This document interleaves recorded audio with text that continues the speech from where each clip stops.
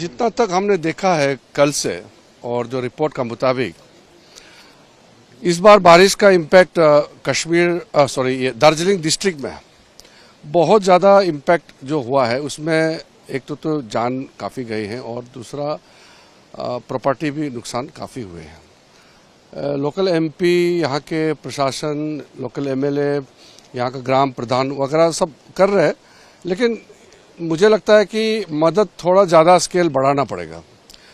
राज्य सरकार की ओर से मुख्यमंत्री, कल पता चला पश्चिम बंगाल का मुख्यमंत्री सिलीगुड़ी साइड में आए और कुछ विक्टिम से मिले हैं।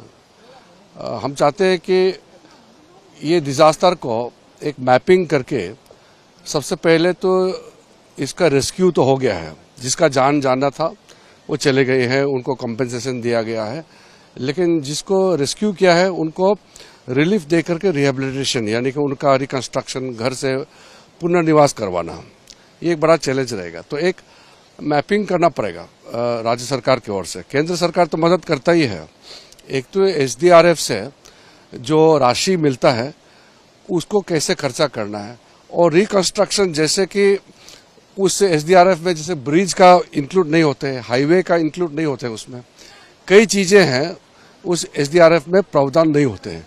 उसके लिए जैसे आज हम यहाँ बिजनबाड़ी में आया, यहाँ मेन ब्रिज जो है टूट गया है, तो अब ब्रिज को फिर से बनाने के लिए स्पेशल असिस्टेंस चाहिए।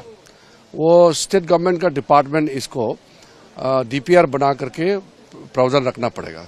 सेंट्रल गवर्नमेंट जो असिस्टेंस देता है वो तो एक ओवरऑल स्टेट गवर्नमेंट को मदद के तौर पर देते हैं, क्योंकि एग्जीक्यूशन राज्य सरकार को करना होता है।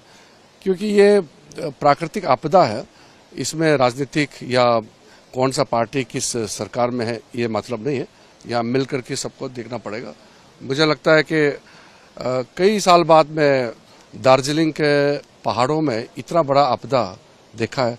मैं पहले भी आए थे 2015 में, और इस बार जो देखा है ये भी लगभग वैसे ही है। इस बार थोड़ा व्यापक रूप से नुकसान हुआ है, और यहाँ लोकल MP राजू बिस्टा जी और यहाँ के स्थानीय जितना भी नेता है सब मिल करके काम कर रहे हैं, इमीडिएट रिलीफ तो दे रहे हैं, लेकिन इन लोगों का पुनर्निवास यानी कि उनका फिर से रीसेटलमेंट, उनके नए घर बसाने में राज्य सरकार और केंद्र सरकार मिलकर मदद करेंगे। सर, कल आपने एक rehabilitation camp, relief camp visit किए और उनमें स्टेट ऑफिशियल्स भी थे, स्टेट गवर्नमेंट के ऑफिशियल्स भी थे। आपने उनको कहा कि स्टेट और सेंटर एक साथ काम करने के लिए राजी है। उसके बाद कोई रिस्पांस स्टेट से मिला है? नहीं, अभी जॉइंटली करना है काम या अभी ये इमीडिएटली कागजी का काम तो मैंने देखा नहीं है, क्योंकि मैं तो कल से यहाँ हूँ। वापस जाकर के मैं रिपोर्ट दे दूंगा गृह मंत्री जी को, प्रधानमंत्री जी को भी बता के, फिर राज्य सरकार की ओर से किस तरीके से प्लान आता है इसको ये करना पड़ेगा। जैसे रिलीफ जो देते हैं ना, कंपेंसेशन जो बोलते हैं, वो तो तुरंत हो जाता है। लंबा समय तक परिवार को कैसे फिर संभालना है उसका, और यहाँ का जो इंफ्रास्ट्रक्चर टूट गया है उसको फिर से बनाना, ये चुनौती रहेगा।